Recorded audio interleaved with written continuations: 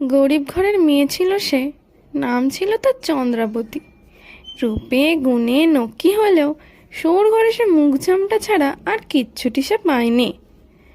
যৌতুকের সোনা গয়না না দিতে পারায় শাওরির ভালোবাসা না পাইলেও স্বামীর ছিল সে চোখের মণি। এমন বিদ্যেধরী গুণী বউকে না ভালোবেসে কি আর থাকা যায়? দিনের পর দিন অত্যাচারিত হতে হতে আজ সে ঘরের ঝিঁতে পরিণত হয়েছে।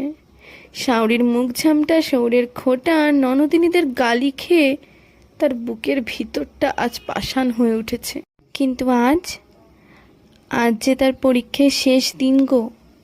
চাটুজ্জে বাড়িতে আজ রবি ঠাকুরের জন্মদিন উপলক্ষে অনুষ্ঠান শেষ হলেই চন্দ্রা তার জীবন শেষ করে দেবে গো। আর এই যন্ত্রণা থেকে চিরতরে মুক্তি পাবে। চন্দ্রাবতী, যাই মা। এইটা নাও, সন্ধ্যের অনুষ্ঠানে এইটা পরো। বাপের বাড়ি থেকে তো কিচ্ছুটি আনো নে, না সোনা গয়না, না ভালো দু একখান শাড়ি। বিয়ে করে এসে আমার হাড় মাস জাল লেখাচ্ছ। সেসব কথা তার বাইরের লোক জানে নে। তোমার শহরের একটা মান সম্মান আছে, এইটা পরে এসো। আচ্ছা মা। সন্ধ্যের অনুষ্ঠান যথাসময়ে শুরু হতেই বাড়ির ছোটরা চন্দ্রাকে অনুষ্ঠানে অংশগ্রহণ নিতে বলাতে, ও বৌমা, এখন গান করো নে। হ্যাঁ হ্যাঁ বৌদিদি, তোমার গানের গলা যে বেশ মধুর, আমরা দাদার থেকে শুনেছি। গাও দেখি না একখান গান। হ্যাঁ বৌঠান, এখন গান ধরেন তো। ও মুখ পুরি গাইবে গান? তাহলে হলো আর কি। গর্বের বেটি শুধু হাড় মাস জ্বালাতে পারে ঠাকুরজি।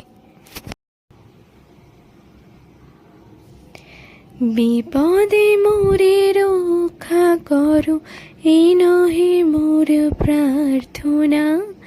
বিপদে আমি না যেন করি দুঃখ তাপে ব্যতীত চিতে, নাই বা দিলে সান্ত্বনা। দুঃখে যেন করিতে পারি জয়। বিপদে মোরে রক্ষা করো, এই নহে মোর প্রার্থনা।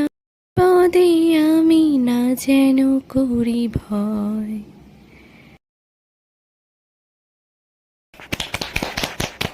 না চন্দ্রা, তোমাকে অনেক কষ্ট পেতে হয়েছে, আর নয়।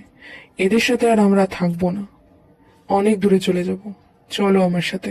চন্দ্রার মনে হলো এই শুভ অনুষ্ঠানে যেন স্বয়ং রবি ঠাকুরই তাকে রক্ষে করলেন।